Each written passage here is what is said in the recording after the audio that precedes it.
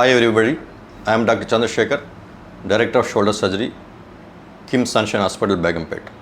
So, చాలామంది నేను కామన్గా నా ప్రాక్టీస్లో చూసేది ఏంటంటే డిస్లొకేషన్ సమస్య ఒక 5 times 10 times 15 times కొన్ని సందర్భాల్లో 100-200 times డిస్లొకేషన్ అయినాక నాకు వచ్చి సలహా అడుగుతుంటారు. ఇది నాకే కాదు, నా కొలీగ్స్ కూడా చాలామంది ఇది వాళ్ళ ప్రాక్టీస్లో చూసిన విషయం. చాలాసార్లు నెగ్లెక్ట్ చేస్తారు. ఈ నెగ్లెక్ట్ చేయడానికి ఒక కారణం ఏంటంటే డిస్లొకేషన్ సమస్య రోజు వాళ్ళని ఇబ్బంది పడితే కనుక ఓన్లీ డిస్లొకేట్ అయినప్పుడు ఇబ్బంది పడినప్పుడు మాత్రం వాళ్ళు డాక్టర్ని కన్సల్ట్ చేస్తుంటారు.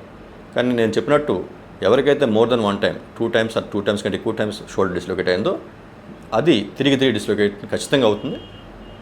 అది ఎప్పుడు అవుతుంది, ఎన్నిసార్లు అవుతుందో చెప్పడం కష్టం. సో ఈ రకంగా వీళ్ళు ఏంటంటే డిస్లొకేట్ అయినప్పుడల్లా కొన్నిసార్లు తాముగానే సెట్ చేసుకోవడం, లేదా ఎవరైనా ఫ్రెండ్స్ హెల్ప్ తీసుకొని సెట్ చేసుకోవడం, లేదా పక్కనున్న హాస్పిటల్కి వెళ్ళి ఆ షోల్డర్ని మళ్ళీ రీలొకేట్ చేసుకోవడం చేస్తుంటారు. మరో నాకు నార్మల్ అయిపోయింది, తగ్గిపోయింది అనుకుని చెప్పి మన రోజువారీ యాక్టివిటీస్లో ఇన్వాల్వ్ అవుతుంటారు. మరలా ఎప్పుడైనా డిస్లొకేట్ అయితే మరలా డాక్టర్ దగ్గర పోవడం, మరలా దాన్ని సెట్ చేసుకోవడం చేస్తుంటారు. అయితే డిస్లొకేట్ అయిన ప్రతిసారి దాన్ని రీలొకేట్ చేయడం పెద్ద కష్టమైన విషయం కాదు. కానీ ఈ రీలొకేట్ చేయగానే పెయిన్ కూడా తగ్గుతుంది. కానీ ఇక్కడ తెలుసుకోవాల్సింది ఏంటంటే ప్రతిసారి భుజం డిస్లొకేట్ అయ్యేప్పుడు భుజంలో డ్యామేజ్ పెరుగుతూ వస్తుంటుంది. అంటే 5 సార్లు డిస్లొకేట్ అయిన వ్యక్తికి 50 times డిస్లొకేషన్ వ్యక్తికి డ్యామేజ్ ఒకే రకంగా ఉండదు. So every time you dislocate the shoulder joint injury keeps increasing. ఇక్కడ మీరు గమనించినట్టయితే ఈ బాల్ ఈ సాకెట్లోంచి బయటకు రావడానికి మనం డిస్లొకేషన్ అన్నాం. ఎవ్రీ టైం ఈ బాల్ సాకెట్లోంచి బయటకు వచ్చేటప్పుడు ఈ బాల్కి ఈ సాకెట్కి రబ్బింగ్ అవుతుంది, ఫ్రిక్షన్ అయిపోతుంది. ఈ రబ్బింగ్ వల్ల ఈ సాకెట్లో కొంత, ఈ బాల్లో కొంత బోన్ డ్యామేజ్ అయ్యే అవకాశం ఉంటుంది. దీన్ని మనం టెక్నికల్గా ఈ హిల్ సాక్స్ లేదని ఈ బాల్ సైడ్ అంటాం. అదేవిధంగా గ్లెనాడ్ side Boney loss are Boney బ్యాంకాటిలిజన్ అంటాం. సో ఇది క్రమేపీ డిస్లొకేషన్ నెంబర్స్ పెరిగే కొద్దీ ఈ బోన్ డ్యామేజ్ కూడా ఏర్పడుతుంది.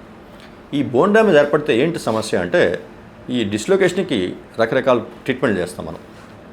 ఇందులో డ్యామేజ్ పెరిగే కొద్దీ మేము చేయాల్సిన సర్జరీ ఇంటెన్సిటీ కూడా పెరుగుతుంది. అంటే చిన్న డ్యామేజ్కి మైనర్ సర్జరీ, పెద్ద డ్యామేజ్కి కొద్దిగా మేజర్ సర్జరీ చేయాల్సిన పరిస్థితి ఉంటుంది. సో అందువల్ల పేషెంట్ యొక్క ట్రీట్మెంట్ కొద్దిగా మేజర్ సర్జరీ చేయాల్సిన పరిస్థితి ఏర్పడుతుంది. రెండవది ఏంటంటే ఇది తరచుగా డిస్లొకేట్ అవ్వడం, నేను చెప్పినట్టు ఈ ఫ్రిక్షన్ వల్ల ఈ బోన్తో పాటు ఈ జాయింట్ సర్ఫేస్ మీద ఉండే గుజ్జు, మనం కార్టిలేజ్ అంటాం, అది ఈ కార్టిలేజ్ కూడా డ్యామేజ్ అయ్యి కొన్ని సందర్భాల్లో ఇది జాయింట్ అరుగుదలకు దారితీసే అవకాశం ఉంటుంది. దీన్ని ఇన్స్టెబిలిటీ ఆర్థ్రోపతి అంటాం టెక్నికల్గా. బేసికల్గా అన్స్టేబుల్ షోల్డర్ వల్ల వచ్చే ఆర్థరైటిస్ని ఇన్స్టెబిలిటీ ఆర్థ్రోపతి అని పిలుస్తాం. సో ఇది కూడా ఆర్థరైటిస్ కింద పరిణమించే అవకాశం ఉంటుంది దీన్ని బాగా నెగ్లెక్ట్ చేసిన పరిస్థితుల్లో. ఇందులో ఇంకో ప్రాబ్లం ఏంటంటే ఈ డిస్లొకేషన్ సమస్య ఉండే వాళ్ళు చాలామంది యంగ్స్టర్స్, నేను చెప్పినట్టు 15 to 40 ఏజ్ గ్రూప్లో ఉంటారు ఎక్కువగా. సో వీళ్ళలో ఆర్థరైటిస్ అనేది ఇట్స్ నాట్ వెరీ గుడ్. ఎందుకంటే వాళ్ళకి 60 ఏళ్ళు పైబడిన వాళ్ళు, 65 ఏళ్ళు పైబడిన వాళ్ళు ఆర్థరైటిస్ వస్తే మనం దానికి షోల్డర్ రీప్లేస్మెంట్ చేసి మనం ట్రీట్ చేస్తాం. బట్ యంగ్స్టర్స్లో ఈ యంగ్ ఆర్థరైటిక్ షోల్డర్ అంటాం, వీరికి అంత తొందరగా రీప్లేస్మెంట్ ఆప్షన్ మేము అడ్వైజ్ చేయం. సేమ్ టైం అలా అని చెప్పి ఈ ఆర్థరైటిస్కి ఒకసారి ఒక సివియర్ స్టేజ్ వచ్చినాక సింపుల్ మెడిసిన్తో, ఫిజియోథెరపీతో వాళ్ళకి పెద్ద రిలీఫ్ కూడా రాదు. సో ఒక డిఫికల్ట్ ప్రాబ్లం క్రియేట్ అవుతుంది. అందువల్ల ఖచ్చితంగా డిస్లొకేషన్ పేషెంట్కి నా అడ్వైజ్ ఏంటంటే if it is more than 1 time, అంటే 2 లేదా అంతకంటే ఎక్కువసార్లు మీ షోల్డర్ డిస్లొకేట్ అయినట్టయితే దాన్ని ఖచ్చితంగా మీరు ఆర్థోపెడిక్ డాక్టర్ సలహా తీసుకుని దానికి ట్రీట్మెంట్ చేయించుకోండి. అండ్ డిస్లొకేషన్కి ట్రీట్మెంట్ అనేది ఓన్లీ సర్జికల్ ట్రీట్మెంట్.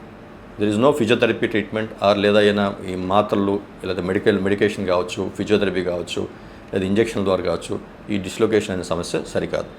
ఈ డిస్లొకేషన్ సమస్యలో ఏమవుతుందంటే నేను చెప్పినట్టు ఈ టిష్యూ డ్యామేజ్ వల్ల ఈ బాల్ బయటకు వస్తుంది.